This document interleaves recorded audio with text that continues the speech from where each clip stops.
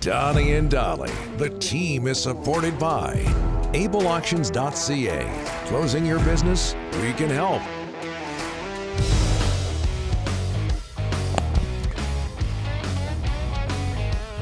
All of our guests today on this Tuesday, including Eric Francis, standing by in Calgary, brought to you by the Bayside Oceanfront Resort. An exciting spring and summer season awaits at the Bayside, including a soon-to-be-completed outdoor pool, fully equipped with ocean view cabanas, alongside the #1 ranked coffee shop in Parksville. It's called the Bay Cafe, Rick. Yes. Call 250-248-8333 now to book your That's a cough switch in front of you there. There you go. To book your reservation and mention Donnie and Dolly for 10% off your nightly room rate. Also, be sure to grab some D&D merch now on sale at the Bayside. Just before we get to Eric Delaney's OK Tire and Langley inbox, NBI Raj. Guys, I used to cheer those hits when I was young, and now as a parent, I gasp. There you go. Absolutely.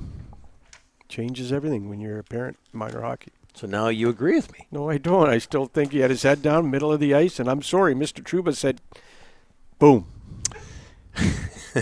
Eric Francis joining us now from Calgary, works for Sportsnet. Eric, thanks for doing this, sir. How are you?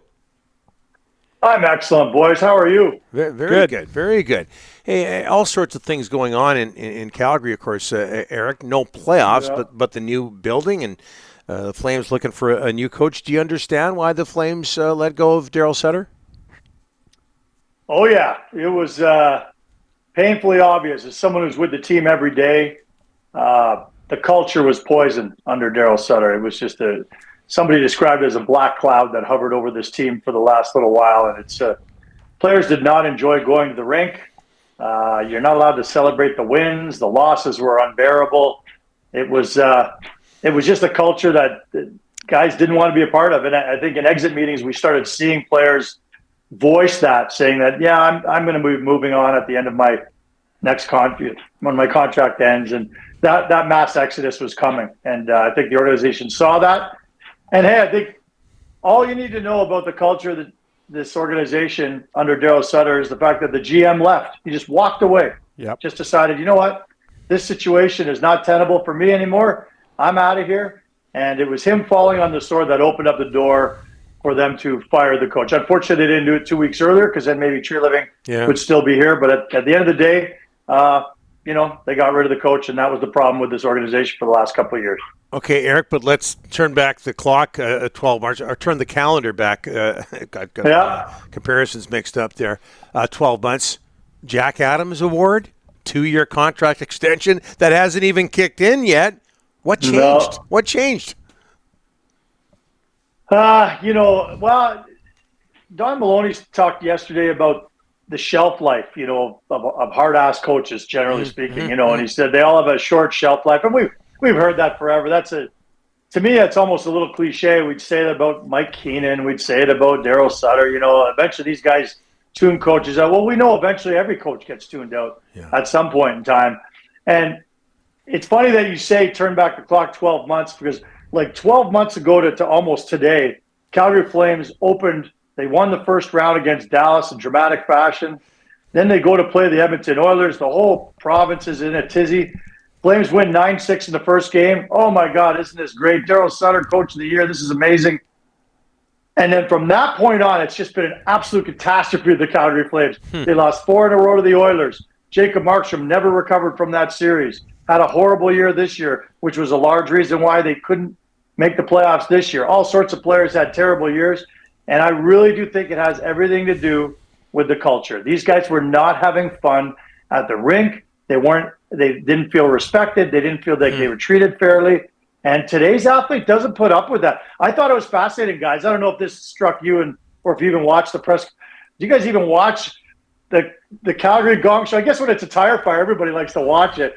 But Eric, we've got our own tire fire here in Vancouver. We haven't got time for the one in Calgary. It's been 11 years. It's only so much time. It's okay. Yeah. Fair enough. There's only so many fires we can watch. But Don Maloney said, and I thought this was really interesting, 10 years ago, athletes in their exit meetings wouldn't have said boo. Even if they hated the coach, the manager, it doesn't matter. You say, hey, had a great year, boys. Looking forward to seeing you next year. I'll be better next year. But that doesn't happen anymore. Today's athletes are going to just be honest with you and tell you, look, I hated this, I hated that. And they were open up, and they absolutely unloaded on Darryl Sutter in the exit meetings. And I think it's fascinating and appropriate that the organization listened to the players. And also, Don Maloney said they listened to agents. And some people might say, well, that's ridiculous. But when an organization gets a reputation around the league, because agents all talk and they get a position, all their different players all over the place. If the reputation is that Calgary is no fun to play at, my clients are there and they hate it, that is important too. So good on them for doing all their due diligence and making the right move. Eric, Huberdeau and Kadri, they come in, their point production goes way down. Huberdeau's agent tweets out, what's going on. Talk about those two and how tough of a time they had under Darryl. Yeah, Huberdeau came out yesterday right after Sutter was fired and kind of unloaded on Sutter a little bit, just saying, you know what, like, he had me on the wrong wing. I mean, this was a guy who just had 115 points the year earlier, second in the league, and the coach wants to move him to the other side of the ice for the first time in his career. They didn't jive with one another from the start. The style of play was much different. And I think a lot of that's on Huberdeau too. Like, he came from Florida where it's basically shinny hockey, and you come to Calgary where it's a very structured system. That's a huge adjustment for a player to make. And Huberdeau just wasn't able to make it. Now, is it the coach's fault, or was the coach not handling him properly? There was an incident, guys, I don't know if you remember this, where Huberdeau left the bench in the middle of a period at one point. We asked after the game what happened, and Darryl Sutter said, and I'll paraphrase, I think he might have gone to take a crap. It was just so, and I think he was trying to be funny, but I can tell you it went over like a lead balloon in that room. People thought it was really, really disrespectful to Huberdeau and almost a slam on him. And that's the sort of this coach was all about sending messages, and those guys saw that as a message and they didn't like it at all. And as a group, that was kind of one of the turning points for them. All right, look ahead. You're looking for a new general manager. You're looking for a new head coach. Give us some names. Who are they talking to? Well, you got a lot of internal candidates, but I don't know if they were really crowing yesterday about the fact that they've got a chance for a fresh start. And if you really do want a fresh, clean start with a new GM and a new coach, you may not be looking internally. I don't know. Craig Conroy is the people's choice for the general manager's job. Done everything as an assistant GM they've ever asked for, and the people here love him. Is he ready to be the GM? I think he would be, but he probably heads the list. Brad Pascal's another assistant general manager here who's done a great job with the minor hockey team here, with the AHL affiliate. We could look around the league. Mike Fuda, Sean Burke, Brendan Burke. I could give you a list of guys, but at the end of the day, it's not really appropriate for me to give you a list of coaches because good on the Flames. They're giving this job to whatever GM gets the job and says now it's his decision to who's going to be the head coach. So the internal guys will get looked at, but if a brand new guy comes in here, I'm not sure the internal guys will get much of a look at all. And there are some great candidates in-house here. As a matter of fact, I'd say 3 of the top 10 guys around the league are right here in Calgary. Mitch Love, he's been running the Flames AHL affiliate. He's been coach of the year both years he's been in the AHL. That's pretty good. Kirk Muller, I don't need to explain his resume to you. And, of course, Ryan Husko has done some great things at all different levels, too. He's an assistant here. So I don't know, guys, but they're doing it right. They're putting the horse before the cart, and they're going to find a GM who gets to make that decision.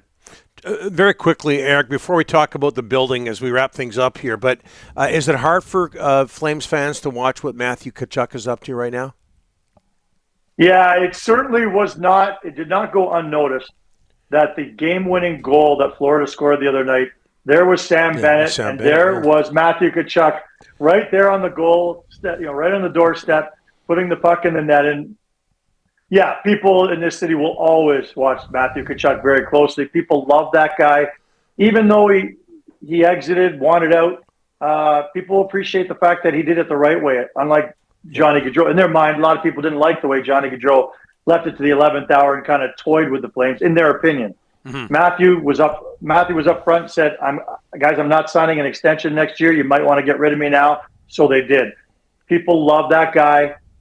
I can't believe that he had an even better year this year than he had the year before with Johnny Gaudreau on one wing and Elias Lindholm in the middle. But he was even better this year. And the knock on him in Calgary was that he's not a big game player. He's not going to come through in the playoffs. Well, boy, we're seeing that. He was the best player in that series, in my opinion. And also remember, he scored the game-winning goal in overtime to win the Memorial Cup. So I beg to differ that he's not a big game player. He is going to be the focal point of this series against Toronto. Mark my words. Oh, big time. Keep in mind, Eric, when we talk about tire fires in Vancouver, that the Canucks passed up on Matthew Tkachuk at the 2016 draft and took Olli Juolevi instead. The arena, very quickly, what's it going to do for the Flames? I don't know what the timeline is yet. What's it going to do for the Flames? What's it going to do for the city? Well, it's huge. Now, the problem is, guys, it's all pending an election, right? This was an election promise, and we're having an election at the end of this month, and if the UCP doesn't get in, that arena deal will probably be scuttled pretty quickly by the NDP. So if people in Calgary are hockey fans, if they're sports fans, if they're concert goers, they know where they have to vote in this upcoming election. It was a very savvy move by Danielle Smith in that regard. This city needs it. It's a world-class city, and it deserves a world-class venue. It houses lacrosse. It houses AHL hockey. It houses the NHL. It will now house world-class concerts like you guys see, and they wouldn't come over the Rockies to come to Calgary because the load couldn't. Our little ruffle chip roof couldn't bear the load of today's rock band. So at the end of the day, it's going to be a huge transformative building and community in a downtown area that's quite derelict. You guys have been to the Saddle Dome. There's nothing around there. Well, now they're going to build an entire community around there that's going to generate tons of revenue, create several memories for this city. And it could also help stop the flow of players leaving Calgary. No one's leaving just because the rink sucks. They're leaving for a lot of reasons, but the rink is just one of the many reasons why no one would seriously consider coming to the Calgary Flames moving forward. Okay, get back to the tire fire. Thanks, Eric. Appreciate this. See you, boys. Call anytime. Cheers. Okay, you bet.